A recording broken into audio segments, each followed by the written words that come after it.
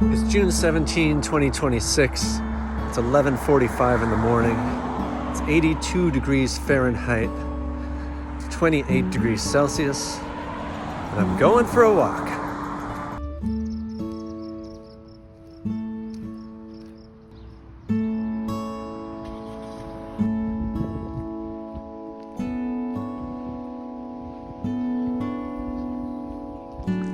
How do we learn the speed of time?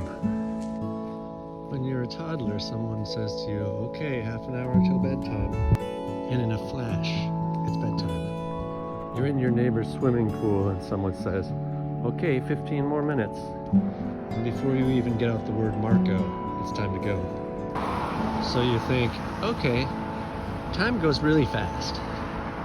Then you go to school and you look at the clock in your history class and it says there's a half hour left. And then you look at the clock again 3 hours later and it still says half an hour. And you think, wait a minute, whatever happened to swimming pool time? Why is time so slow? And then that just keeps happening for the rest of your life.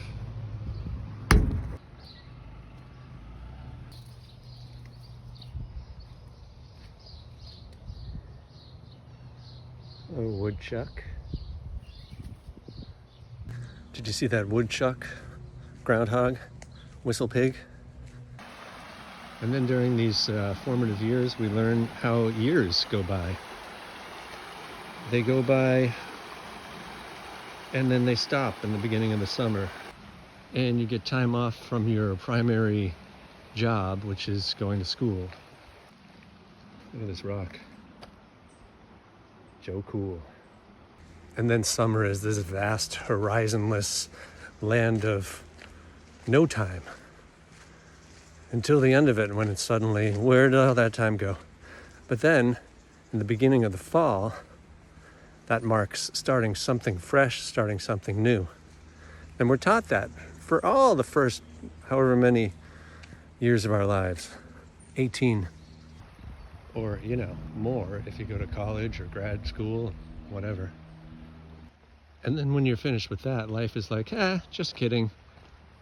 The year isn't really broken down like that. It just keeps going. There's just one little party in the middle of the cold winter where we take the last 10 seconds of the year and we acknowledge it. But I think really for the rest of our lives, the scholastic rhythms that were pounded into us for those beginning years never go away. So days like this is like the no man's land of summer. And time is powerless.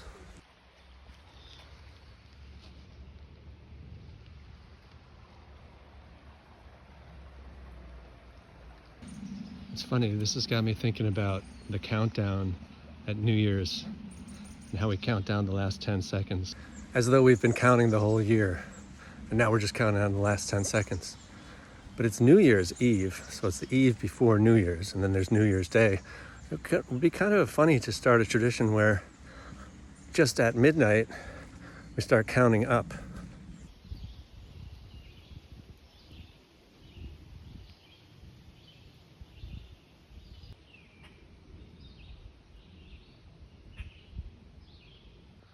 Next time you're at a New Year's party and it gets to midnight, try starting to count up.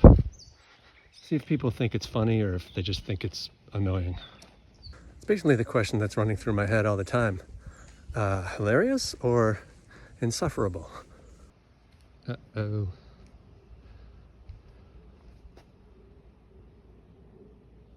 A while back, before I got to the river, I was walking along the road through this neighborhood, and there were two cars parked on the side of the road, and there were two teenage boys in the back one, and there was one teenage boy in the front one, and the one in the front was yelling back to the others, "What did you do to my car? It's so messy. What is all this stuff?" And the other kids didn't really say anything. And then I was approaching the cars, and just as I was getting up close, the one in the front car who felt he had been wronged came running out of his driver's door with a big wrapper full of French fries. maybe other food, but definitely French fries. And he ran back to the car behind him. And they're like, no! And he opened the door and he threw the fries into the front of the car. Then he ran back to his car and I walked past. And as I was getting further and further away, I could just barely hear them. And I think one of them said, dude, I'm sorry. And then someone else said, yeah, that escalated really quickly. By the way, at Smith College, it's the Julia Child Campus Center. Okay, thanks.